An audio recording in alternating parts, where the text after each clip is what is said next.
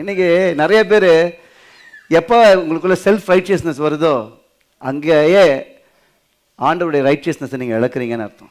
God's righteousness is something different. when you seek the self-righteous in your life, you're going to lose the righteousness of God in your life. Because Bible clearly says we are established in God's righteousness. நாம் கர்த்தருடைய நீதியில் நாம் என்ன பண்ணியிருக்கோம்? நிறுத்தப்பட்டிருக்கிறோம், ஸ்தாபிக்கப்பட்டிருக்கிறோம். அதனால தான் அவருக்கு முன்பாக நான் நீதிமானாய் மாறுகிறேனே ஒழிய என்னைக்கு என்னுடைய டீட்ஸை நான் கிளைம் பண்ணுறனோ அன்றைக்கி நான் ஃபெயில் ஆகிடுவேன். ஆமென், அல்லேலூயா. ஃபெயில் ஆகிடுவேன். சில பேர் என் பக்கம் நியாயம் இருக்குது, வசனம் போட்டிருக்கோங்க, நியாயம் அழுக்கான குப்பை கந்த. ஆமென். அப்படி தான் பைபிள் சொல், நான் திட்டல. உங்கள் நியாயத்தை தூக்கி குப்பையில் போடுங்க. ஆமென். Do right in the sight of the lord. அல்லேலூயா. Do right in the sight of the lord. இயேசு என்ன பண்ணுவார்? நான் அதை பண்ணணும். சேலஞ்ச் தான். ஆனால் யோசிக்கவாச்சும் செஞ்சுருக்கோமா?